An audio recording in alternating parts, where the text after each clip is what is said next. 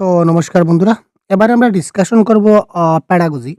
তো আপনারা জানেন যে আমরা প্যাডাগজির সিরিজ আমরা প্রতিদিন ক্লাস কন্টিনিউ করছি এক করে। যাতে করে কোনো একটা টপিকও যাতে আপনাদের মিস না হয়।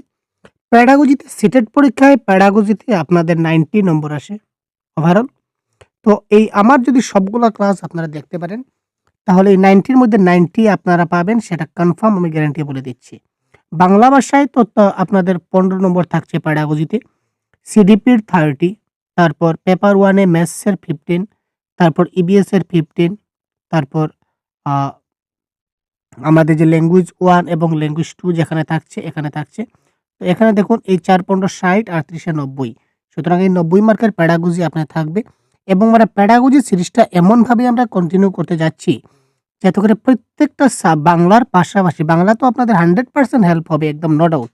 তো বাংলার পাশাপাশি আপনাদের ইংলিশ বলুন, অ্যাসামিজ বলুন কিংবা ইবিএস কিংবা সোশ্যাল সায়েন্সের যেখানেই প্যাডাগজি থেকে প্রশ্ন আসবে, তো এই আমাদের সিরিজটা আপনাদের কাজে আসবে। ঠিক আছে? তো অতি গুরুত্বপূর্ণ ক্লাস হতে চলেছে। দেখতে থাকুন প্রত্যেকটা প্রশ্ন এবং কারেক্ট আনসার কেও আপনারা একটু দেখার চেষ্টা করুন। তো এই সিরিজের আমাদের বৈশিষ্ট্য হচ্ছে যে আমরা কোয়েশনটাকে বাইলিঙ্গুয়াল রেখেছি। একদিকে বাংলা, একদিকে ইংলিশ। কেন রেখেছি স্যার? কারণ এই যে বাংলাটা শুধু আপনারা বাংলা ভাষার জন্য বাংলাটা দেখতে পারেন। আর ইংলিশ ভাষাটা আপনারা বাকি যে প্রত্যেকটা সাবজেক্ট, বাকি যে অন্য সাবজেক্ট রয়েছে, এই অন্য সাবজেক্টগুলোতে কিন্তু আপনাদের বাংলাতে কিন্তু প্রশ্ন আসবে না পরীক্ষায়। পরীক্ষায় আসবে আপনাদের ইংরেজিতে প্রশ্ন। তো ইংরেজিতে প্রশ্ন যদি আপনাদের সামনে থাকে, যদি জিনিসটা বুঝেন, তাহলে আপনারা অনায়াসে সলভ করতে পারবেন। তো আজকে আমরা আলোচনা করব মাত্র ২০ টা এমসিকিউ। তো এই ২০ টা এমসিকিউদের মধ্যে কার কতটা আনসার কারেক্ট হচ্ছে সেটা আপনারা বলবেন। ক্লিয়ার ভাই? তো প্রথম কোয়েশনটা স্টার্ট করি এবং আপনারা কমেন্ট বক্সে জানিয়ে দিন যে কারেক্ট আনসার কি হবে। একজন আদর্শ ভাষা শিক্ষকের জন্য সবচেয়ে গুরুত্বপূর্ণ বিষয়টা কি? The most important thing for an ideal language teacher. ভাষা শিক্ষকের জন্য আদর্শ গুরুত্বপূর্ণ ভাষা শিক্ষকের জন্য উনার সবচেয়ে গুরুত্বপূর্ণ উনি কি করবেন? He should have proper knowledge of the language literature in which he will teach. তিনি যে ভাষায় পড়াবেন সেই ভাষার সাহিত্যের সম্যক জ্ঞান থাকা উনার দরকার। He should have proper knowledge of the grammar of the language in which he will teach. তিনি যে ভাষাটা পড়াবেন সেই ভাষার ব্যাকরণ সম্পর্কে ওনার সঠিক জ্ঞান থাকা দরকার। He should pronounce the correct words of the language in which he will teach. উনি যে ভাষাটা পড়াবেন সেই ভাষার সঠিক শব্দগুলিকে যেন উনি শিক্ষক নিজে উচ্চারণ করতে পারেন। তো এই ক্ষেত্রে কোয়েশ্চেন নাম্বার 1 এর কারেক্ট আনসারটা কি হবে? নাকি উপরের সবগুলি? তো একটা জিনিস লক্ষ্য করুন, আমরা যদি ভালো করে যদি ভাষা শিক্ষা দিতে চাই বা ভালো করে যদি আমরা পড়াতে চাই, তাহলে যে বিষয়টাকে পড়াবো এই বিষয়ের প্রপার লিটারেচার নলেজ থাকতে হবে, প্রপার গ্রামাটিক্যাল নলেজ থাকতে হবে এবং প্রপার আমাদের এই যে ভাষার যে উচ্চারণ যেটা প্রনাউন্সিয়েশন, এটাও কিন্তু আমাদের প্রনাউন্সটা থাকতে হবে। সুতরাং এই ক্ষেত্রে অল অফ দ্য অ্যাবভ বা উপরের সবগুলি হবে এই ক্ষেত্রে কারেক্ট আনসার। ঠিক আছে? তারপর দেখি। এবার দেখুন কারেক্ট আনসার কি হচ্ছে, নিচের কোনটি সঠিক? আরোহী পদ্ধতি, এটা আরোহী হবে। আচ্ছা দুঃখিত। আরোহী পদ্ধতির প্রয়োগ দ্বারা মাতৃভাষা শিক্ষা দেওয়া উচিত। Mother tongue should be taught by applying in the ascending method. অবরোহী পদ্ধতির দ্বারা মাতৃভাষা শিক্ষা দেওয়া উচিত। Mother tongue should be taught by the descending method. আরোহী এবং অবরোহী এই দুটি পদ্ধতির দ্বারা মাতৃভাষা দেওয়া উচিত। একমাত্র ভাষা হিসাবে শিক্ষা দেওয়া। Mother tongue should B taught by both ascending and descending method. Teaching only the mother tongue. Only the descending method is the only way to the mother tongue learner. কেবলমাত্র অবরোহী পদ্ধতি মাতৃভাষা শিক্ষার্থীর একমাত্র পথ। তো নিচের কোনটি সঠিক কারেক্ট আনসার দেখি। প্রথমে দেখুন, এখানে দেখুন একমাত্র ভাষা আর কেবলমাত্র ভাষা। এই একমাত্র এবং কেবলমাত্র অর্থাৎ অনলি। তো প্যাডাগজিতে আমরা যেখানেই অনলি দেখব সঙ্গে, সঙ্গে অপশনগুলাকে আপনি এলিমিনেট করে দেবেন। অর্থাৎ এই অপশন নাম্বার সি এবং ডি আমাদের কারেক্ট আনসার হবে না।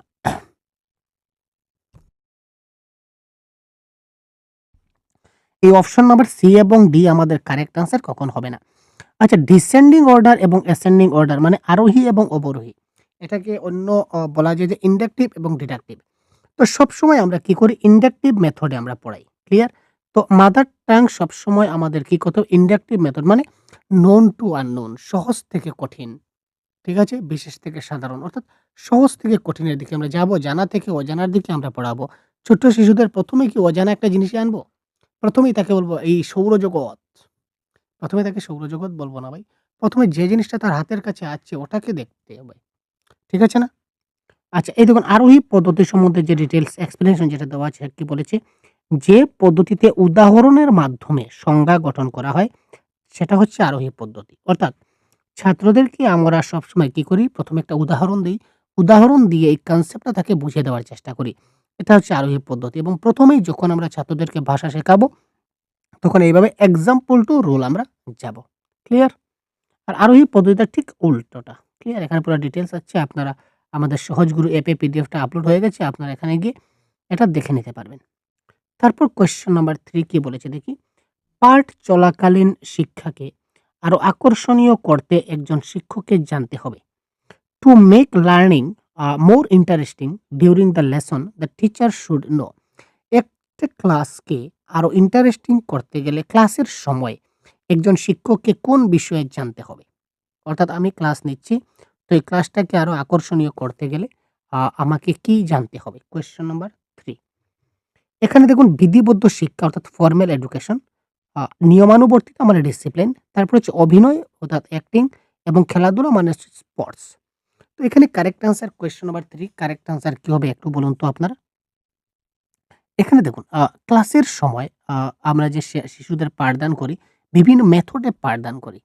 সবথেকে ভালো অর্থাৎ ছোট্ট শিশুদের ক্ষেত্রে প্লে ওয়ে মেথড বলুন বা রোল প্লে মেথড বলুন, ঠিক আছে? এটা কিন্তু খুব গুরুত্বপূর্ণ ভূমিকা পালন করে।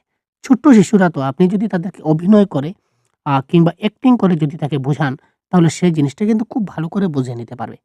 ছোট শিশুদেরকে যতই রোল প্লে এর মাধ্যমে কিংবা অ্যাক্টিং এর মাধ্যমে বুঝাবেন, তখন ছোট শিশুরা খুব সহজে আপনার জিনিসটা বুঝে নিতে পারে। ক্লিয়ার ভাই? এবার কোয়েশ্চেন নাম্বার 4 কি বলেছে দেখি? হুম। একটি প্রবন্ধ রচনা প্রতিযোগিতা। এটি শিক্ষাদানের কোন শ্রেণীর প্রশিক্ষণ? এটা আমাদের what type of teaching a training a is an essay writing competition. Essay writing কম্পিটিশনটা একটা শিক্ষাদানের কোন ধরনের প্রশিক্ষণ? কম্পিটেন্সি বেসড না ওয়ার্কশপ বেসড নাকি অবজারভেশন নাকি ডেভেলপমেন্টাল? সামর্থ্য ভিত্তিক নাকি কর্মশালা না পর্যবেক্ষণ নাকি অভিনয় ভিত্তিক? একটা প্রবন্ধ রচনা প্রতিযোগিতা। আমরা ছাত্রদের বললাম যে একটা আমরা কম্পিটিশন করব। এখানে এসে রাইটিং কম্পিটিশন হবে। তো এসে রাইটিং কম্পিটিশনটা এটা কি ধরনের কাজ?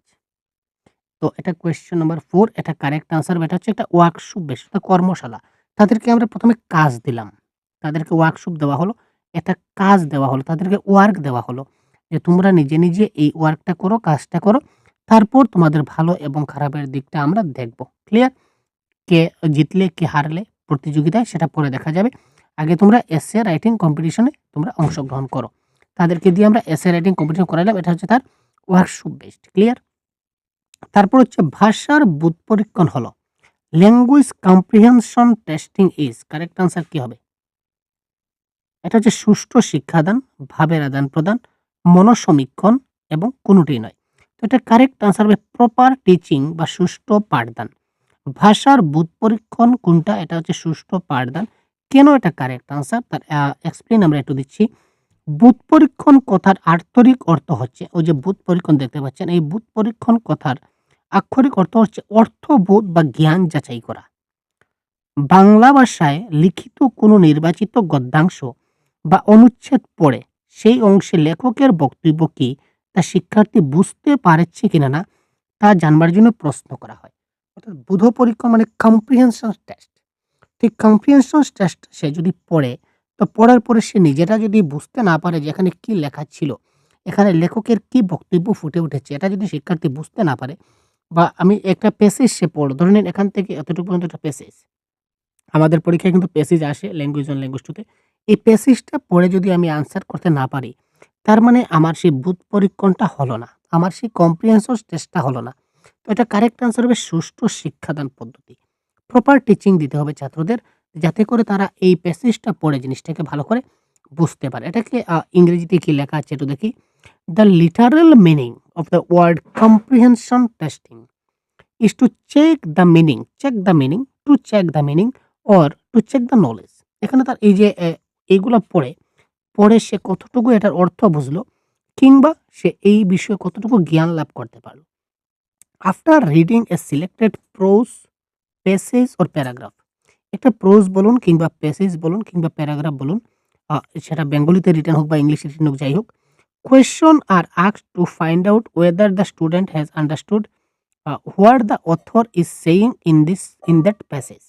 অর্থাৎ এই প্যাসেজে এই অথর কি বলেছেন বা এই রিলেটেড প্রশ্নগুলা কি, কি হতে পারে, এই জিনিসগুলা যদি ছাত্ররা সলভ করতে না পারে, তার মানে তার ল্যাঙ্গুয়েজ কম্প্রিহেনশনটা হয়নি। ক্লিয়ার ভাই? ভাষা শিক্ষা উপকরণ যেটা হচ্ছে বা টিএলএম, আমরা সবসময় বলি এটা হচ্ছে একটা শিক্ষক, সহায়ক শিক্ষক, নাকি ছাত্র বন্ধু, নাকি দ্বিতীয় শিক্ষক, নাকি প্রধান শিক্ষক। Teaching language material, language teaching materials আর অ্যাসিস্ট্যান্ট টিচার, স্টুডেন্টস ফ্রেন্ড, নাকি সেকেন্ড টিচার, নাকি হেড টিচার। তো এই কোয়েশ্চন নাম্বার 6 ছোট্ট প্রশ্ন কিন্তু ঘাবড়ে দেবে। কোয়েশ্চন নাম্বার 6 এর কারেক্ট আনসার কি হবে? Language teaching materials. তো টিচিং লার্নিং ম্যাটেরিয়ালস বা শিক্ষণ উপকরণ মানে কি? এটা হচ্ছে আমরা শর্টকাটে যদি বলি তাহলে আমরা বলতে পারি টিএলএম, টিচিং লার্নিং ম্যাটেরিয়ালস। তো টিএলএম এর সহযোগে যখনই আমরা শিক্ষাদান করি না কেন, তখন কি হয়? শিক্ষাদানটা স্বতঃস্ফূর্ত হয় এবং আমরা ছাত্রদেরকে জিনিসটা খুব কম সময়ে তাদেরকে খুব ভালো করে বুঝাইয়ে দিতে পারি। ক্লিয়ার ভাই? তাদেরকে বুঝিয়ে দিতে পারি। তো এই যে ল্যাঙ্গুয়েজ টিচিং মেথডটা হচ্ছে আমাদের সহায়ক শিক্ষক হিসাবে কাজ করে, অর্থাৎ শিক্ষকের সহায়ক। মানে এই টিচিং লার্নিং ম্যাটেরিয়ালসটা শিক্ষককে সহায়ক করে। ক্লিয়ার না? শিক্ষককে সহায় করে। অ্যাসিস্ট্যান্ট টিচার মানে সহায়কারী শিক্ষক। তো এখানে এই মুহূর্তে অ্যাসিস্ট্যান্ট বলতে এটির কথা বলা হয়েছে না এখানে। এই সহায়ক শিক্ষক বলতে আমরা যে ছাত্রদের যখন পাঠদান করব, তখন শিক্ষককে এই ছাত্রদেরকে তার কনসেপ্টটা বুঝাতে অনেক সাহায্য করবে। এই অর্থে কারেক্ট আনসার এখানে সহায়ক শিক্ষক আমরা বলতে পারি। বাকি এখানে এক্সপ্লেইন আছে, আমি আগেও বলেছিলাম যে পিডিএফ অলরেডি আপলোড আছে আমাদের এই সহজগুরু অ্যাপে। আপনারা প্লে স্টোর থেকে সহজগুরু অ্যাপটা ডাউনলোড করে যদি কোর্সে জয়েন হয়ে যান, তাহলে সবগুলা পিডিএফ আপনারা পেয়ে যাবেন এক, এক করে। আ কোন বিশেষ সূত্র থেকে সাধারণ সূত্রে উপনীত হওয়ার পদ্ধতিকে কি বলা হয়? What is the method what is the method of arriving at a general formula two specific, মানে জেনারেল টু স্পেসিফিক। আমরা জেনারেল টু স্পেসিফিকে যাব। ঠিক আছে ভাই? তো জেনারেল টু যদি স্পেসিফিকে যাই তখন সেটাকে কি বলা হয়? সাধারণ থেকে নির্দিষ্ট, বিশেষ থেকে সাধারণে। ঠিক আছে? General formula from a specific formula, অর্থাৎ স্পেসিফিক থেকে জেনারেলে। ইয়েস, এখানে একটু কোয়েশ্চনটা দেখুন। এই দেখুন কোয়েশ্চন পড়তেই কিন্তু গন্ডগোল হলে আনসারটা ভুল হবে। What is the method of arriving at a general formula from a specific formula, মানে স্পেসিফিক থেকে আমাদের জেনারেল যেতে হবে। তো আমরা জানি বিশেষ থেকে সাধারণে যখন যাই তখন আমাদের কি হয়? তখন সেটা হয় কোয়েশ্চন নাম্বার 7 কারেক্ট আনসার কি বলুন? আরোহী পদ্ধতি বা ইন্ডাকটিভ মেথড কিংবা অ্যাসেন্ডিং মেথড। প্রথমে আমরা একটা বিশেষ কিছু একটা দিয়ে, যেমন আমি একটা তাদেরকে একটা মনে করুন তাকে আমি একটা কাউ দেখালাম। তো এই কাউটা কি কালার ভাই? এই কাউটা দেখো রেড। তো এই কাউ দেখো, এই কাউয়ের কয়টা পাও রয়েছে? ৪ টা পাও। আমি তাকে আরেকটা বিশেষ কাউ দেখালাম, আরেকটা নির্দিষ্ট আরেকটা কাউ দেখালাম, স্পেসিফিক একটা কাউ দেখালাম। এটা কালার কি? এটার কালার হচ্ছে ব্লু। এই দেখো এটা হচ্ছে ব্লু কালার একটা কাউ। এটা দেখো তো কয়টা পাও? ৪ টা পাও। এবার দেখুন তাকে ২ টা কাউ আমি দেখালাম। এই রেড কাউটার পাও হচ্ছে ৪। এটা হচ্ছে কি স্পেসিফিক কাউ। এটা হচ্ছে কি? একটা ব্লু কাউ। এটাও কিন্তু একটা স্পেসিফিক কাউ। এটারও কিন্তু পা ৪। তো এবার আমি সাধারণে যেতে পারি। কিভাবে? এই দেখো এই কাউটারও পাও ৪ এবং এই কাউটারও পাও ৪। অর্থাৎ যত কাউ হবে, যত গরু হবে প্রত্যেকের পাও কিন্তু কি হবে? ৪ টাই হবে। ক্লিয়ার? তো এইভাবে আমরা এই যে বিশেষ থেকে সাধারণের দিকে যাই। এটা হচ্ছে কি আরোহী পদ্ধতির উদাহরণ। নেক্সট, একজন আদর্শ শিক্ষকের বৈশিষ্ট্য হচ্ছে the characteristics of a ideal teachers আর নাম্বার 8। এবার দেখুন তীব্র মানে স্ট্রং, সেটা হবে না, মানে তীব্র মানে হচ্ছে না। নানা ভাষায় কণ্ঠস্বর, একসঙ্গে আমি অনেক ভাষায় কণ্ঠ দিতে পারবো না। আর সফট ভয়েস আমরা বলতে পারি না। কেননা মিষ্টি কথা অনেক সময় আমরা বলি না দুষ্ট লোকের মিষ্টি কথা, সেটা অন্য কথা। কিন্তু লাউড ভয়েস কিংবা এমন একটা ভয়েস আমরা দিতে হবে যাতে সেটা সব শিক্ষার্থীর কানে গিয়ে পৌঁছায়। আমাদের যেটা আওয়াজটা এমনভাবে আওয়াজ দিব, ছাত্রদের সঙ্গে কথা বলবো যাতে করে উদাত্ত কণ্ঠস্বর ব্যবহার করব, যাতে করে সব ছাত্রদের কানে গিয়ে অন্তত আমার কথাটা পৌঁছায়। ইভেন আমার লাস্ট বেঞ্চে যে ছাত্রটা বসে আছে, সেও যেন আমার কথাটা শুনতে পায়। যদি সে আমার কথা শুনতে না পায়, তাহলে সে বুঝবে না। তাই উদাত্ত কণ্ঠস্বর কিংবা লাউড ভয়েস আমার দিতে হবে এজ এ আইডিয়াল টিচার হিসাবে। যখন কোনো একটি শিশু ভাষার সাহায্যে তার পরিবেশ সম্পর্কে ভাষা জ্ঞান অর্জন করে বা জ্ঞান অর্জন করে, তখন তাকে কি ধরনের সাহায্য দেওয়া উচিত? What kind of help should be should a child be given when she is acquiring knowledge about his or environmental through language? অর্থাৎ এখানে প্রশ্ন কি বলেছে একটু ভালো করে বোঝার চেষ্টা করুন। যখন কোনো একটি শিশু ভাষার সাহায্যে তার পরিবেশ সম্পর্কে জ্ঞান অর্জন করে, তখন তাকে কি ধরনের শিক্ষা দেওয়া উচিত? সে তার নিজে নিজে কি করছে, তার এনভায়রনমেন্ট থেকে ভাষার অনেক সহায়তায় সে নিজে থেকে অনেক কিছু জিনিস অর্জন করতে পারছে। প্রতিনিধিমূলক সাহায্য, নিজস্ব চিন্তা চেতনামূলক সাহায্য, একান্তই কল্পনামূলক সাহায্য, নাকি কোনোটাই নয়? তো এটা কারেক্ট আনসার হবে সেলফ থিংকিং হেল্প। অর্থাৎ সে নিজে থেকে নিজে চিন্তা করতে পারছে। তো নিজে থেকে নিজে যখন একটা ছাত্র চিন্তা করতে পারবে, শিশু চিন্তা করতে পারবে, নিজে নিজে বুঝার চেষ্টা করবে, এর থেকে ভালো জিনিস, বড়িয়া জিনিস আর কিছু হতে পারে না। আমরা তাকে উৎসাহিত করব, মোটিভেট করব, যাতে করে সে নিজে নিজে আর অনেক কিছু জিনিস চিন্তা করতে পারে, নিজে নিজে অনেক কিছু জিনিস বুঝে নিতে পারে, হ্যান্ডস অন এক্সপিরিয়েন্সের মাধ্যমে শিখে নিতে পারে। সুতরাং এখানে কারেক্ট আনসার হবে সেলফ থিংকিং হেল্প। নিচের কোনটি পাঠ পরিকল্পনার পদ্ধতি বা কৌশল নয়? Which of the following is not a method or strategy of lesson planning? আপনারা সবাই যারা এখানে এক্সাম দিতে চলেছেন, আপনারা সবাই হয়তো বা ডিএলএড নতুবা আপনারা বিএড করেছেন, রাইট? যারা ডিএলএড কিংবা বিএড করেছেন, আপনারা জানেন যে হোয়াট ইজ লেসন প্ল্যান। আমরা অনেক লেসন প্ল্যান লিখেছি ভাই, তাই না? আপনিও লিখেছেন, আমিও লিখেছি। লেসন প্ল্যান ছাড়া ডিএলএড এবং বিএড সম্পূর্ণ হয় না। তো এই নিচের কোনটি লেসন প্ল্যান কিংবা পাঠ পরিকল্পনার একটা কৌশল নয়? Question number 10। হার্বাটীয় পদ্ধতি, মূল্যায়নধর্মী পদ্ধতি, মরিসন পদ্ধতি, না পেভলভ পদ্ধতি? তো পেভলভ মেথড অর্থাৎ পেভলিয়ান মেথডে আমরা লেসন প্ল্যানের কোনো কিছু পাই না। লেসন প্ল্যানটা আসলে কি? শিক্ষার্থীরা কি শিখবে, কিভাবে তা শেখানো হবে, কিভাবে তার শিখন মূল্যায়ন করা হবে, সেই সম্পর্কে শিক্ষকদের দৈনন্দিন নির্দেশনা হলো পাঠ পরিকল্পনা। ক্লিয়ার? এবার দেখুন, এখানে কিছু অ্যাডিশনাল কিছু দেওয়া আছে। আ এখানে দেখুন, জাহান ফ্রেডরিক হার্বার্ট। তিনি একজন জার্মান দার্শনিক ছিলেন, মনোবিজ্ঞানী এবং শিক্ষাবিদ। তাকে founder of pedagogy as an academic discipline হিসাবে বিবেচনা করা হয়। জিনিসটা জানবেন। প্যাভলভ কি পরীক্ষা করেছিলেন? কুকুরটির গালে বিশেষ পদ্ধতির ছিদ্র করে রবারযুক্ত কাচের নল নালা, এগুলো আপনারা জানেন, কিন্তু প্যাভলভের যে পরীক্ষা করেছিলেন, প্যাভলভের এক্সপেরিমেন্ট বা ফ্রেডরিক্স হার্বার্টের এক্সপেরিমেন্ট, এগুলো সবগুলা কিন্তু এক্সপ্লেইন করা আছে। ক্লিয়ার? তো এবার পরবর্তী প্রশ্ন, কোয়েশ্চেন নাম্বার 11। একজন শিক্ষক যখন ছাত্রছাত্রীদের ব্যাকরণ শিক্ষা দেবেন, তখন তার প্রধান কাজ কি হবে? একজন শিক্ষক যখন তার ছাত্রছাত্রীদেরকে ব্যাকরণ শিক্ষা বা গ্রামার শিক্ষা দেন, তখন এই শিক্ষকের প্রধান কাজ কি? When a teacher teaches grammar to students, his main task will be, তখন তার মেইন বা প্রধান কাজ কি হবে? Question number 11।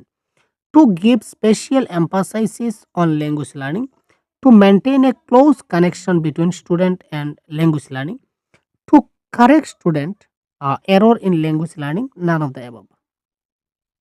যখন আমরা ছাত্রদের ব্যাকরণ শিক্ষা দেই, গ্রামাটিক্যাল তাকে ট্রিট দেওয়ার চেষ্টা করি, গ্রামার শিখাবার চেষ্টা করি, তখন একজন শিক্ষকের উচিত কি? Question number 11।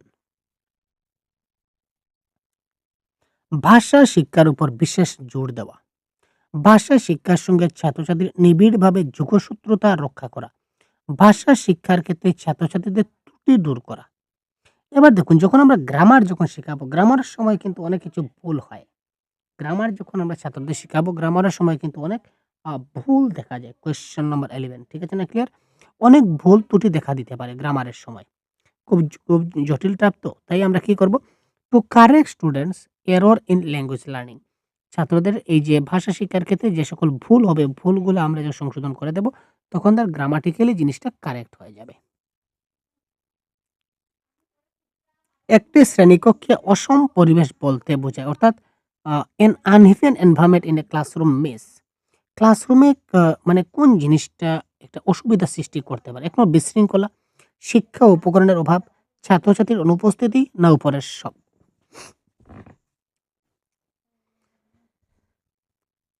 সবথেকে বড় ব্যাপার হচ্ছে যদি ছাত্ররা যদি ক্লাসেই থাকে না, ঠিক আছে না? তাহলে আমরা ক্লাস কাকে দিয়ে করাবো? তো এটা তো থাকতে হবে। এটা কোনো আমাদের কোনো পরিবেশ নয়। বিশৃঙ্খলা ছাত্রছাত্রী, যদি আমি শিক্ষক এজ এ যদি ঠিকঠাক থাকি তাহলে আমি বিশৃঙ্খলা ছাত্ররা কেন করবে? সেটা তো করতে পারবে না। কিন্তু যদি শিক্ষা উপকরণের লেক অফ, যদি আমার টিচিং ম্যাটেরিয়াল যদি আমার কম থাকে, যদি থাকে না, তাহলে ছাত্রদেরকে হয়তো আমি ভালো করে বোঝাতে পারছি না। বোঝাতে টিচিং ম্যাটেরিয়ালস ছাড়া যখন বোঝাবো, তখন ছাত্ররা হয়তো বুঝতে পারে না। আর যখন বুঝতে পারবে না তখন হয়তো আনইভেন একটা এনভায়রনমেন্ট সিচুয়েশন ক্রিয়েট হতে পারে। যদি টিএলএম এর অভাবে, যদি আমি টিএলএম যদি এভেইলেবল থাকে, তাহলে কখনোই এই ধরনের পরিবেশ সৃষ্টি হবে না। আমি যা বুঝাবো ভালো করে বুঝালে ছাত্রছাত্রীরা বুঝতে পারবে। এখানে দেখুন টিএলএম সম্বন্ধে বা টিচিং লার্নিং ম্যাটেরিয়াল সম্বন্ধে পুরো ডিটেইলস এখানে দেওয়া আছে কনসেপ্ট। আপনারা হয়তো ভিডিওটা পজ করে এই জিনিসটা পড়তেও পারেন। ক্লিয়ার? কিংবা আমি তো বললাম যে পিডিএফ অলরেডি এভেইলেবল আছে। আপনারা আমাদের অ্যাপে গিয়ে পিডিএফটা অবশ্যই আপনারা ডাউনলোড করতে পারবেন, অসুবিধা নেই। তারপর দেখুন ব্যাকরণ অনুবাদ পদ্ধতিতে কোন বিষয়ে জোর দেওয়া হয়? ব্যাকরণ অনুবাদ। What is emphasised in the grammar translation method? তো গ্রামার ট্রান্সলেশন মেথডে কিংবা ব্যাকরণ অনুবাদ পদ্ধতিতে কোন বিষয়ের উপর বিশেষ করে জোর দেওয়া হবে? Question number 13। সাবলীলতা, উপযুক্ততা এবং নির্ভুলতা নাকি শোনার দক্ষতা? আমি আগেই বলেছিলাম যে গ্রামারের সময় ছাত্ররা কিন্তু বেশি ভুল করে, এরর করে। অর্থাৎ এখানে এরর, এটা কারেক্ট আনসার হবে নির্ভুলতা। যাতে সে ভুল যাতে না করতে পারে, তার মধ্যে অ্যাকুরেসি যেন থাকে, ওই জিনিসটা আমাদেরকে বিশেষ করে গ্রামার ট্রান্সলেশন মেথডে দেখতে হবে। নির্ভুলতা, গ্রামার অনুবাদ পদ্ধতিটা ক্লাসিক্যাল সময় থেকে ব্যবহার করা একটি প্রাচীন পুরানো শাস্ত্রীয় পদ্ধতি। এটা নির্ভুলতার উপর দৃষ্টি নিবদ্ধ করে। এটা কনসেপ্ট মনে রাখবেন। Accuracy, the grammar translation method is an old classical method used since classical Times. অর্থাৎ অনেক পুরোনো দিন থেকে কিন্তু সেই গ্রামার ট্রান্সলেশন মেথডটা আমাদের ইউজ হচ্ছে। ফোকাসেস অন অ্যাকুরেসি, যেটা নির্ভুলতার উপর বেস করে বা ফোকাস করে সেটা তৈরি হয়েছে এবং চলছে। আচ্ছা, ব্যুৎপত্তি হলো একটি, অর্থাৎ এটমোলজি। এটমোলজি কিংবা ব্যুৎপত্তি, ব্যুৎপত্তিটা সেটা কি স্যার? তো এটা হচ্ছে মনে রাখবেন, এটা কারেক্ট আনসার হবে the science of knowing the origin of words. অর্থাৎ শব্দের উৎপত্তি জানার যে বিজ্ঞান, এটাকে বলা হয় ব্যুৎপত্তি। অর্থাৎ কোথা থেকে সৃষ্টি হলো, ব্যুৎপত্তি মানে কোথা থেকে সৃষ্টি হলো, অর্থাৎ শব্দের উৎপত্তিটা কোথা থেকে সৃষ্টি হলো এটা জানার যেটা বিজ্ঞান, যে সায়েন্স রয়েছে, সেটা হচ্ছে এটমোলজি। এই দেখুন, ব্যুৎপত্তি হলো ভাষা বিজ্ঞানের একটি শাখা যা শব্দের ইতিহাস কিংবা উৎসের সাথে উৎস মানে কোথা থেকে আসলো। Etymology is a branch of linguistics that deals with the history and origin of words. Origin of words, কোথা থেকে শব্দটা আসলো? আমরা বলি না যে সাইকোলজি অরিজিনেটেড ফ্রম, ঠিক আছে? Morphology originated from, language skill the term is used from. কোথা থেকে আসলো? এটাকে বলা হয় কি? এটামোলজি বা ব্যুৎপত্তি। তরুণ শিক্ষার্থীদের কাছে এবারের প্রশ্নটা হচ্ছে, তরুণ শিক্ষার্থীদের কাছে গল্প বলা মূলত তাদের কোন ক্ষেত্রে উন্নতি ঘটায়? In which area does story telling improve young learners? Correct answer কি হবে? কমেন্ট বক্সে আপনারা জানান। কারেক্ট আনসার কি হতে পারে? তরুণ শিক্ষার্থীদের কাছে গল্প বলাটা মূলত তাদের কোন ক্ষেত্রের উন্নতি ঘটাতে পারে? Question number 15। লেখার দক্ষতা, কথা বলার দক্ষতা, শোনার দক্ষতা, এছাড়া গল্প বলাও শিশুদের একটি ভালো চরিত্র গঠনে সাহায্য করে। Writing skill, speaking skill, listening skill না স্টোরি টেলিং স্কিল? তরুণ শিক্ষার্থীদের কাছে গল্প বলা, একজন শিক্ষক কি করছেন? তিনি তরুণ শিক্ষার্থীদের সঙ্গে তিনি গল্প বলছেন। তাদের সঙ্গে রেখে তিনি গল্প বলছেন, একজন শিক্ষক। তো এই তাদের সঙ্গে যখন আপনি গল্প বলছেন, তখন এই শিক্ষার্থীদের কি ধরনের বেনিফিট হতে পারে বলে আপনি মনে করেন? নিশ্চয় আমি গল্প বলছি তো আপনারা শুনছেন। আপনারা শুনছেন। আপনারা কি করছেন? লিসেন করছেন। ঠিক আছে? আপনারা শুনছেন বা লিসেনিং করছেন। এই ক্ষেত্রে আপনাদের লিসেনিং স্কিল কিংবা শোনার দক্ষতা বা আমরা বলতে পারি আপনার শ্রবণ দক্ষতা কি হবে? বৃদ্ধি হবে। আমি বলছি তার মানে তো আপনি শুনছেন। তার মানে লিসেনিং স্কিল বা শ্রবণ দক্ষতা এখানে বৃদ্ধি হবে। এবার দেখি ব্যাকরণ শিক্ষার সূচনায় ছাত্রছাত্রীদের কি ধরনের ব্যাকরণ শেখাবার উপর গুরুত্ব আরোপ করতে হবে? What type of grammar should be emphasised in teaching students at the beginning of grammar education? ব্যাকরণ শিক্ষার সূচনায় যখন আমরা তাকে গ্রামার শিখাতে যাচ্ছি একদম বিগিনিং একদম শুরুয়াতে, গ্রামার শিখানোর শুরুয়াতে ছাত্রছাত্রীদের কি ধরনের ব্যাকরণ শেখানোর উপর বিশেষ গুরুত্ব আরোপ করতে হয়? Theoretical grammar, practical grammar, both theoretical and practical, neither theoretical nor practical. এবার দেখুন, মানে সবসময় মনে রাখবেন যে জিনিসটা আমরা কি করতে পারি হাতে কলমে তাকে শেখাতে পারি। ব্যবহারিক পদ্ধতিতে এমন একটা পদ্ধতি শিখাবো, এমন একটা মেথড শিখাবো, এমন একটা জিনিস তাকে শেখাবো যেটা সে দৈনন্দিন জীবনে প্র্যাকটিক্যালি ইমপ্লিমেন্ট করতে পারে বা তার ব্যবহারিক জীবনে কাজে লাগতে পারে। অর্থাৎ ব্যবহারিক দিক দিয়ে যখন আমি তাকে শেখাবো তখন জিনিসটা তার কাছে অনেক বেশি মনে থাকবে। তার জিনিসটা খুব ভালো করে বুঝতে পারবে এবং মনে রাখতে পারবে। সুতরাং ব্যবহারিক ব্যাকরণ বা এই প্র্যাকটিক্যাল গ্রামার এটা হবে কারেক্ট আনসার। শিক্ষা সহায়ক উপকরণগুলিকে মোট কয়টি ভাগে ভাগ করা হয়? In how many categories are teaching aids divided? তো আমরা জানি মূলত কয়টা ভাগে ভাগ করা হয়? ৩ টা ভাগে। শিক্ষা সহায়ক উপকরণ যেগুলো আছে অর্থাৎ টিচিং লার্নিং ম্যাটেরিয়ালস গুলাকে আমরা ৩ টা ভাগে ভাগ করতে পারি। এবার আপনারা বলবেন কি, কি? একটা হচ্ছে কি দেখুন, একটা হচ্ছে ভিজুয়াল এইডস মানে যেটা দৃশ্যশ্রাব্য যেটা দেখা যায়। একটা হচ্ছে যেটা শোনা যায় যেমন রেডিও। আরেকটা হচ্ছে যেটা শোনাও যায় এবং দেখাও যায়। অডিও ভিজুয়াল একটা হলো ভিজুয়াল এইডস, একটা অডিয়াল এইডস, একটা হচ্ছে অডিও ভিজুয়াল। ক্লিয়ার না? এই দেখুন এখানে ৩ টা দেওয়া আছে সম্ভবত। হ্যাঁ, দেওয়া আছে। এই দেখুন একটা দেওয়া হচ্ছে শ্রবণযোগ্য উপকরণ যেটা দিয়ে আমরা শুধু শুনতে পারি যেমন radio, radio, tape recorder, audio cassette, CD player, microphone. এগুলো হচ্ছে শ্রবণযোগ্য উপকরণ। এগুলো দিয়ে শুধু শোনা যায় যেমন অডিটরি ম্যাটেরিয়ালস। আরেকটা হচ্ছে দর্শনযোগ্য যেটা আমরা কি করতে পারি? দেখতে পারি বা ছাত্রদের দেখাতে পারি। যেমন হচ্ছে poster, picture, chart, Globes, various models, map, magazine, journal, various types of board, textbook, newspaper, slide projector, overview projector, overhead projector এগুলো ছাত্রদের শুধুমাত্র আমরা দেখাতে পারি দর্শনযোগ্য। আরেকটা হচ্ছে কি দেখুন ৩ নম্বরটা কি শ্রবণ দর্শন অর্থাৎ শুনতেও পায় এবং দেখতেও পায়। যেমন যদি আমরা ফর এক্সাম্পল বলি তাহলে টেলিভিশন, চলচ্চিত্র, ক্লিয়ার না? কোথায় আছে যেমন television, film, DVD, monitor, computer, laptop, multimedia. এগুলা সবগুলা কি হয়? দেখাও যায়, শোনাও যায়। এগুলা শুধুমাত্র দেখা যায় এবং এগুলা শুধুমাত্র শোনা যায়। এই ৩ ধরনের টিএলএম জেনারেলি রয়েছে আমাদের শিক্ষা ব্যবস্থায়। প্রশ্ন আসতে পারে হঠাৎ যে পত্র, পত্রিকা, পোস্টার, ছবি, মডেল, গ্লোব এইগুলা কি ধরনের উপকরণ? তো আপনি মনে রাখবেন এগুলা হচ্ছে দর্শনযোগ্য উপকরণ বা ভিজুয়াল এইডস কিংবা ভিজুয়াল ম্যাটেরিয়ালস। ক্লিয়ার?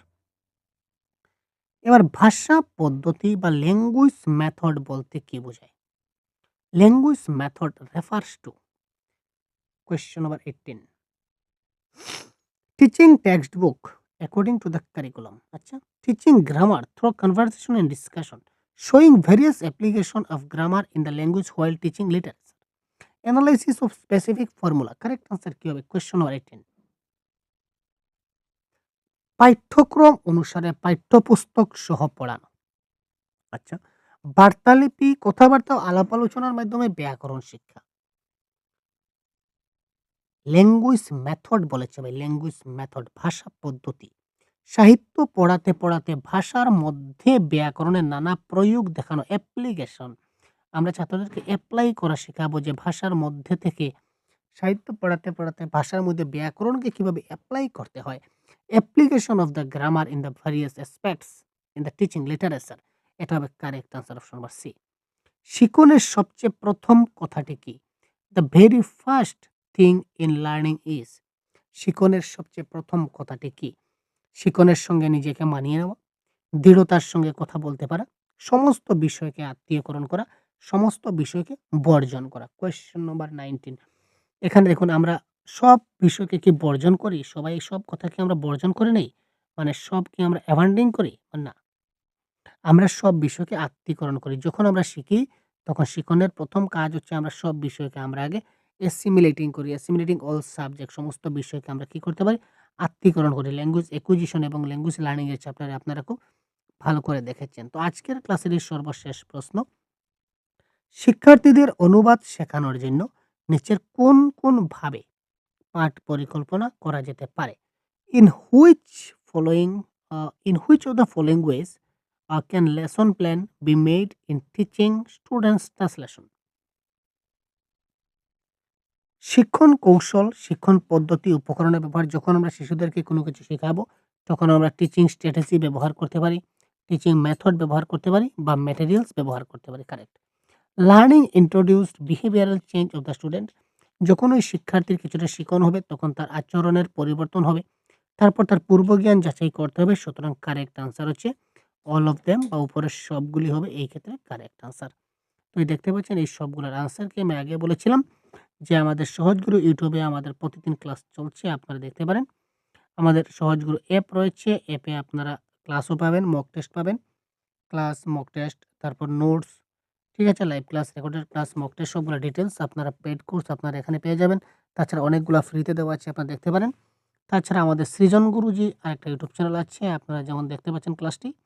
তো সৃজন গুরুজি ইউটিউব চ্যানেলে আমরা প্রতিদিন আমরা ক্লাস প্রোভাইড করি, বাংলা ভাষার জন্য গুরুত্বপূর্ণ সিলেবাস ভিত্তিক ক্লাস আমরা এক করে দিতে থাকি। তো আপনারা শুধুমাত্র একটু সময় দিন, দেখতে থাকুন এবং পরীক্ষায় একটা ভালো নম্বর নিয়ে আসুন। ঠিক আছে ভাই? তো আজকে